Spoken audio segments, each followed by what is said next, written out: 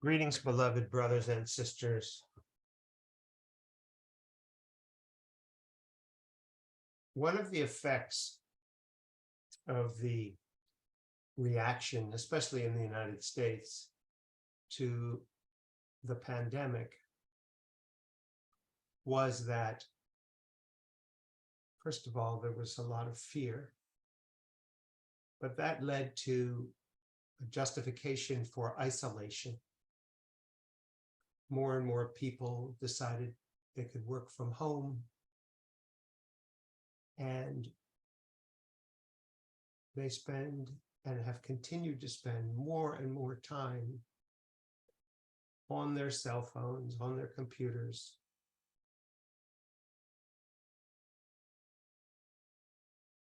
And in some ways, just being by themselves. Being by yourself is not a bad thing at all.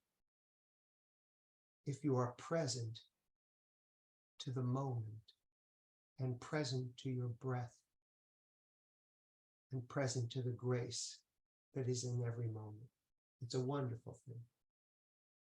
But much the same as it's not advisable for everyone to just find a cave and meditate all the time. Part of waking up is the ability to see yourself in everything you observe, especially in other people. Part of being human is to be around other humans.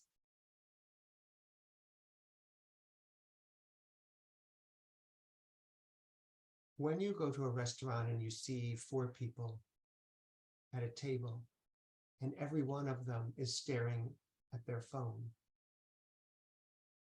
you might think they're out together for lunch, but they're really alone together, looking at screens and looking at images instead of connecting.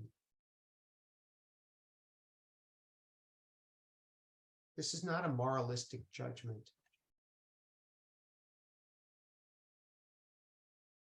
But what I am recommending is that as much as you can,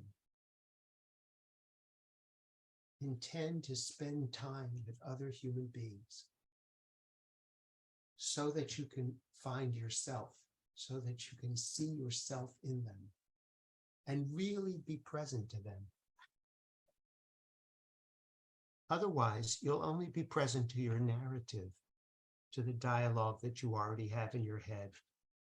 And all you'll be doing is collecting evidence to support that narrative. But if you let yourself be present to another person, they will fascinate you. They are much more than they are showing you, and they're much more than your narrative about them. Really listen to people and really appreciate what it must feel like to be them. Their body is giving you clues if you really look.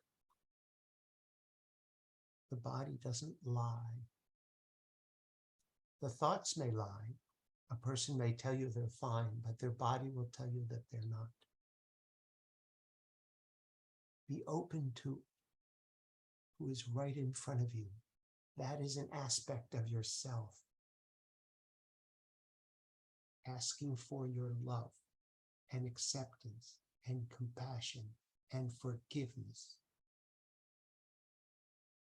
Be as generous as you can in your interactions with people. If you have the thought,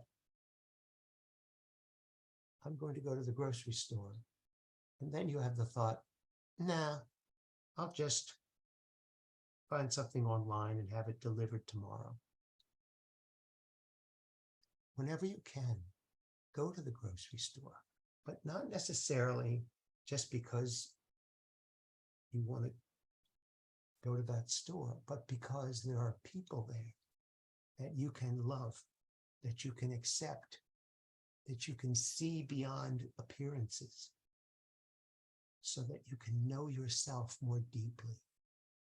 Be loving to people, especially people who don't seem like they look like you, or act like you, or dress like you.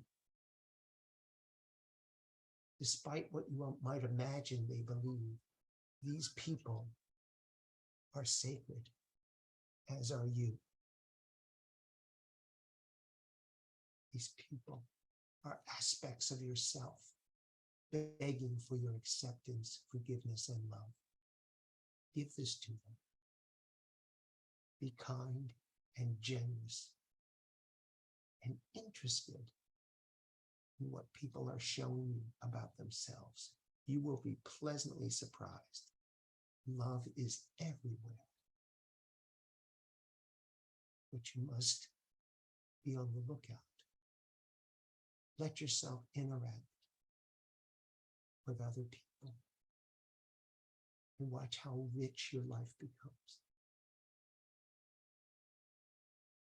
You will be pleasantly surprised.